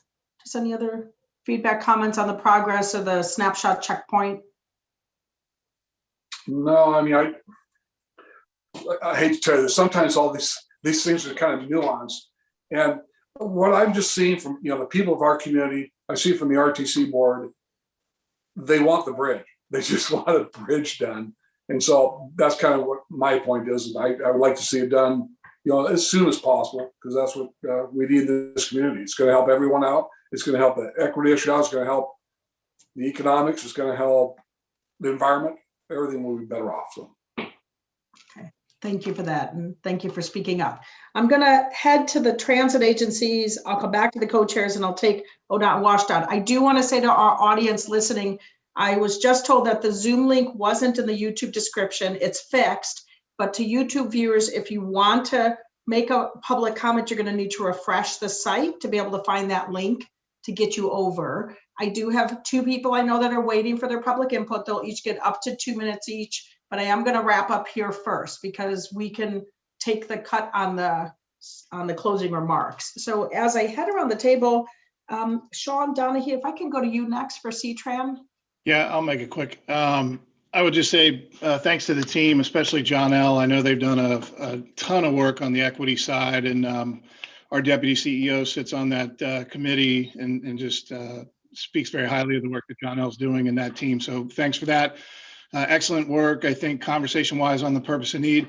The one comment that I would make that I think is important is I agreed with the comment that was made earlier about trying to find the correct mode of transportation, but we had a comment earlier that was very opposite of that, which spoke directly to the purpose and need being a driver for reducing vehicle miles traveled, thus vehicles on the road, with zero conversation as to date about electric vehicle technology, zero emission vehicles, how that will have an impact on the bridge and the environmental at large over the next 10 years while the bridge is being built. So while I would agree, I would like to try to see that higher level conversation about what are the best modes in order to help our community out.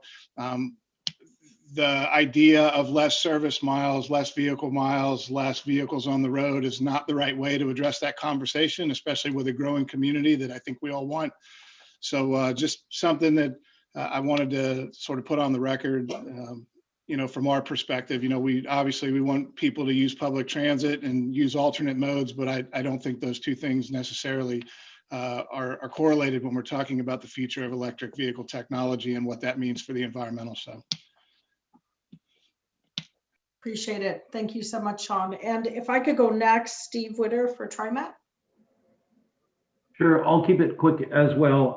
I just want to honor what I've heard from many partners here, which is a little extra time. You guys are moving really fast, and I appreciate the depth and length of work ahead as the team sees it. But I would just say, if we lose this group because we've moved something too long, it's going to take a long time for us to recover. So I'll just say that. And then to Mayor McInerney Ogle's comments.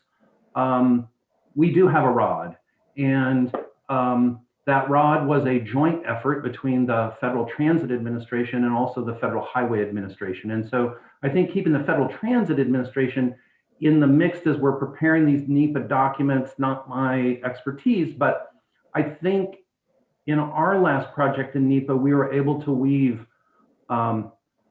equity and climate into our purpose and need statements and critically throughout our NEPA work on the Southwest Corridor project. So it can be done. I think, to supplement, again, is to add something that's to offset a deficiency or strengthen the whole. And so I think that's what we're all here to do. So thank you. I appreciate all the work. So I just want to make clear, Federal Transit Administration is at the table and have been a part of the discussions along with Federal Highway Administration on the purpose and need issue. Appreciate that, Greg, but I just hear too many times that we're not quite sure we can get that past our FHWA partners. And so that's why I make the comment. I'll just let it sit there. Thanks. Hopefully I've been saying our federal partners, because FTA is just as important as FHWA in this undertaking. Seeing some thumbs up and heads nodding on that. Thank you. Thank you, folks. So I do want to check, Director Warner, we did have Commissioner Hardesty make comments at the beginning. Is that sufficient for you? Anything else you want to say before I go back to co-chairs? And yeah, I think that's fine. I think the only one thing I would add as I was thinking through this is I appreciate all the work that Greg is doing. And I just want to make sure that this isn't your father's FHWA.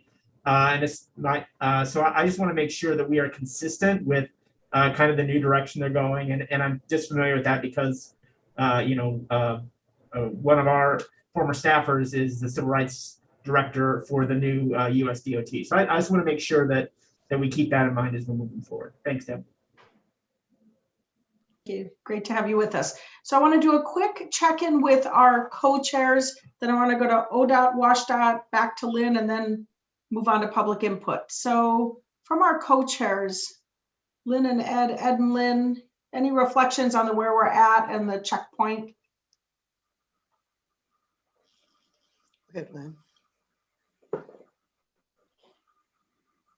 think they're pointing at each other. She's pointing at you, Ed. Okay, all right. I'm fine with everything. I don't really have any comments beyond this, except for one that I would like to just give to the entire body. All of us are always in lots of meetings, and I've been in more than I can count. And I really, really appreciate the collegiality that I feel here. And it just make it feel like it's worth my time. Not that I'm the only important thing. I don't mean that at all, but I really appreciate how you all are trying to work together on this such a very important project. That's all I have to say. Thank you. And Lynn? Yeah, I would say that I also don't have the technical knowledge or expertise of many folks on the call, and particularly appreciated Lynn's comments because that was a level of insight. When we first saw what was presented, I was struck that it allowed us to build on the investment of time, resources, and process, and yet move forward in our own way. And so to the extent that we can inculcate the existing purpose and needs statements with equity and climate, and then add that level of critical objectives to specifically address, I thought that was an elegant solution to a complex problem. And so I appreciated that. And I would also just echo that we are anxious to get the bridge built, the right bridge built, of course, but to some extent also time is money. And I think we all act in a fiduciary responsibility for taxpayer, both state and federal. And so being mindful of that, I think all of us would agree that that's an important element moving forward. Appreciate both of you being here and your comments. Thank you. President Peterson, do you want to go before I have Director Strickler go? Sure. I just wanted to say that, well, I completely appreciate the presentations and honestly love all of the artwork that went with those visuals for each of the committees. I'm in love with them, actually. But the amount of time to actually have a conversation here and have some back and forth is really needed. And so I think that's where you're trying to get with more, maybe more meetings, longer meetings, because I guess just in response to a couple things, and I'll just make 2 sentences, one on each. One is that we need to find a balance between how fast we run and what potential funding sources are out there, because last time we had 750 million, 750 million in hand, and we lost it because we didn't have the consensus, because we did rush it. And so this balance that we're all walking is really, it's a tightrope. And I think we all need to just acknowledge we're all on a tightrope together, and one of us makes a move, right? And there's going to be a massive, I know that I'm not good at tightropes. So let's just all be holding hands together. The second part is really on the VMT conversation, and Sean, I completely 100% agree that we need to have a bigger, better conversation as part of our goals and objectives of how we meet our GHG emissions, and EV should definitely be part of that. But I think VMT as a measure is also a really important part of climate change. And in this region, what we've tried to do is reduce the amount of miles that somebody actually has to travel through our land use and our transportation decisions, so that it's not a mode issue necessarily. It is actually, how do we make it so you don't have to drive as far to get where you need to go? So that's what I'm looking for. It's not just a shift in the vehicle fleet, but actually how many miles do you have to drive to get to where you need to go? And so it's a combination of all these things, and it's cumulative, and I think they're all important. So thank you. Much appreciated. Thank you. And then to Director Strickler, and then I will go to Carly Francis. Go ahead. You bet. Thanks, Deb. I'll be very brief.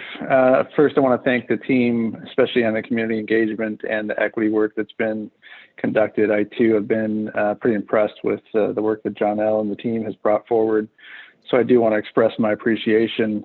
And as I'm thinking about appreciation, I guess that's where I take my comment, which is we clearly need to have all voices around this table that are present today, right? And we can't be in a position where we've got some that feel compelled to not be part of the discussion. So we have to make sure that we're engaging in a way that allows that to continue. And we have to make sure that we're engaging in a way to where we don't weaponize that either. And I don't find myself in a position saying, I just don't want to be part of that discussion, so I'm going to check out. And I certainly don't want to do that myself. So I do want to make sure that we're creating an environment so that we can continue to do that. And I appreciate how that's been laid so far. And so thank you to everybody. And then I especially want to appreciate Mr. Washington and Ms. Valenter. You're dedicating a significant amount of time and energy, and I will tell you that I personally see it as a privilege to be sitting here and hear from you. So certainly no need whatsoever to ever be nervous about addressing this group, Mr. Washington, because I'm always anxious to hear what you have to say. So thank you, everybody, and I appreciate the time. Thank you. Thank you, Director Strickler. And then Southwest Region Administrator Carly Francis. So I will echo those comments, appreciation for everybody's time here. I think obviously, you know, I'm part of the discussions that are happening at the staff group as well as here today. So feel comfortable with this navigation of where we're going. And also I just would reflect from having gotten to help this group kind of come together, kind of echo the appreciation for the voices of Mr. Washington and Ms. Valenter here at the table, which was a direct reflection of that discussion about how to navigate finding a good community direction for this that reflected the voices of folks here. And so I hope that folks are you know, see the listening that is, you know, trying to be put forward by the team. I know it's there, and I just appreciate the opportunity to have some of this direct voice to give that voice from the CAG here at the table, that voice here. It's just so important. So really appreciate that. Thank you. Thank you. Thank you so much. Well, Greg, we need to do a pretty quick wrap up. These are messages that are really critically important. We take really careful notes for our meeting summaries and for the reflection, and their messages for you in the program, for taking back to the program as it does its work, for taking to the Bi-State Legislative Committee as an update. Anything else you want to say before I move on to public comment? No, let's get the public and hear the voices that want to speak. Okay, thank you for that. Well, thank you to the table for the energy and time. So moving on, if I could have those couple slides as quick reminders. I do have 3 hands up. I was hoping our ESG can stay just a couple minutes after the hour for wrap up. We know that if you have joined by Zoom, you need to click raise hand, and I see I have 3 hands up. If you joined by phone, please press *9 to raise your hand. I will be calling on people in order. You'll get an unmute request. To accept it, then you do *6 if you're on your phone, and that lets you speak. When you do speak, please provide your name and affiliation. I will allocate up to 2 minutes per comment. I am using my phone as a timer, so at 2 minutes, we're going to remute you. And I apologize in advance for that, but that's how we have to run it. And if we run out of time and you don't have a chance to finish your words, please still provide public comment after the meeting or at any point that you'd like to. Next slide. The reminder for how to fill out the comment form is to go to info@interstatebridge.org, put ESG public comment in the subject line. You can also call 1-888-503-6735 and state ESG public comment in your message. It'll be recorded, transcribed, and also sent to this executive steering group, the program, and posted to the website. All written comments must be received prior to 48 hours in advance of each meeting in order to be distributed to ESG members by that meeting. Comments received after that time frame will be distributed to members in advance of the next meeting. All comments are always posted to the IBR website. So we're ready to go ahead with our public comment, and it looks like the first person I have is Robert Liberty. If you'd go ahead and unmute and then introduce yourself. Hi, Robert. There you go. Good afternoon, steering committee members. I'm Robert Liberty, a private citizen residing at 3431 Southeast Tibbetts Street in Portland. The purpose and needs statement is the single most important step of your process because it defines your objectives and your geography. It will very sharply narrow the range of alternatives you consider and therefore lock you into endorsing the same solution as produced by the prior I-5 widening project, the so-called Columbia River Crossing. It privileges shaving a few minutes off the Friday evening commute times for people living in Ridgefield or Battleground as the region's highest priority, worth hundreds of millions worth of study and billions of dollars in construction costs, making it clear that other people's congestion is not worth the same consideration. That is far from equitable. It doesn't recognize that congestion pricing should be the analytic foundation for this and all other regional freeway projects. It ignores the land use causes of congestion in I-5, including the legacy of class-based racially exclusionary residential zoning still being practiced today. It's based on assumptions about earthquake vulnerability and priorities that are called into question by ODOT's own 2009 research. It does not allow for this project's objectives to be compared with other regional projects in the region that would deliver more benefits for more people at a lower cost. Finally, the replacement of the interstate bridges is only a small part in terms of cost and length of the total project. Does not augur well for meaningful public engagement when the project's title does not honestly convey the scope and purpose of the project. Thank you for the opportunity to testify. Thank you so much, Mr. Liberty. Next up is Dave Rowe. You want to go ahead and introduce yourself? Thank you. Okay, am I Yes, unmuted now? Yep, okay. Gotcha, loud and clear. I'm Dave Rowe. I live in Battleground, Washington. I work in Lake Oswego, and I drive every day now, but I used to take commuter bus from Salmon Creek and catch TriMet 35 to Lake Oswego until COVID hit. I want to make sure that commuter rail is part of this equation. Commuter rail would fit very well with this, in addition to replacing the I-5 bridge. And in addition to that commuter rail addition, that interstate or the Burlington Northern Bridge has got a problem with the river traffic, and we should move that lift span. It's a swing span now, but change it to a lift span, which is faster, and put it in the center of the river to aid tugboat and river traffic. So it should be all part of this solution for getting people and freight throughout the metro area. So I just want to make sure commuter rail is part of this. So that's my take. Thank you. Thank you. Thank you, Mr. Rowe. Thank you for being with us and for your public input today. Next up is Elizabeth Ross O'Hara. Go ahead if you want to go off mute and introduce yourself. I didn't sign up. I think it's an accident. Thanks. We will take you off the list, Elizabeth, and put you back in the audience. All right. And so next up is John Lay. If you could go ahead and go off mute and introduce yourself. Good afternoon, ladies and gentlemen. Thank you very much. John Lee from Camas, a private citizen. I would like to emphasize the importance of the citizen input in the surveys that were done. Overwhelmingly said they want reliable transportation and faster travel times. Time is people's most valuable commodity, and therefore overwhelmingly having a significant improvement in travel times is what people value. And my greatest fear is that we are going to spend all of our money on one project, when, as Dave Rowe talked about, there are many other issues that need to be solved transportation-wise, and therefore there's no money left. A lot of information has not been communicated, one of which was the issue Greg talked about, Hayden Island being stranded.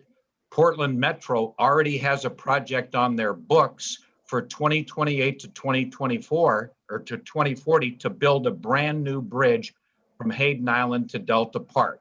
And therefore those people will not be stranded if that goes through. Metro also has a replacement span for that BNSF bridge in their works for the 2028 to 2040 bridge priority timeframe, and therefore having that knowledge, an awful lot of citizens and all three groups would benefit from that knowledge in their discussions. But focus on improving time for people's travel overwhelmingly should be the highest priority. Thank you. Thank you so much, sir. Really appreciate your participation. And to all of our audience listening here today, we're really grateful and appreciative of you being with us. It means a lot. Well, we are back to our executive steering group members in the wrap up, and we're grateful you stayed these couple extra minutes. Just need like one more minute, 30 seconds from me with the next steps. And Greg, you get the wrap up. So as we said at the beginning of the meeting, we did reschedule your April meeting. So it's now officially Thursday, April 29th, 8 to 10 a.m. You'll see that moving on your calendar after the meeting. We're really close to confirming the rest of the meetings. We're looking for 3 hours in May and then regular meetings looking forward. These are your upcoming meeting topics for April. So you'll have heard back from the input to the Bi-State Legislative Committee, more report outs from the CAG, EAG, community engagement. We want to leave more time for you to keep talking about these purpose and need, community vision and values, critical objectives, and to get, again, next steps and alignment wherever possible. And wherever possible, pending where it's going in April, if there's any initial feedback from commission boards and councils. We know that's going to run deep into May also. We have a list of action items, but I think for the sake of time, Greg, I'll save those and we always write those up afterwards. I'd love to just turn it back to you for the summary if I could. Thank you, Deb. But once again, this has been a long meeting with a lot of information passed forward to you, and we got some good comments back from you. If there are things you felt that you didn't have a chance to say, you guys all have my phone number. You have my email. Feel free to send me comments along. And I'm trying to speak to a lot of you one-on-one as we go forward. So once again, this is a continuing conversation.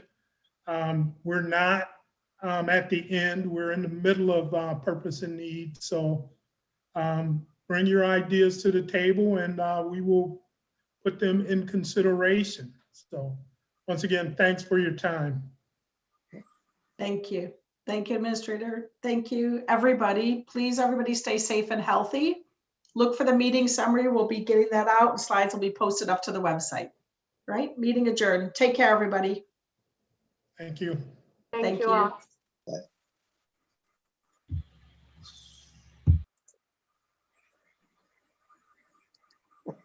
Guess I'm still getting out here.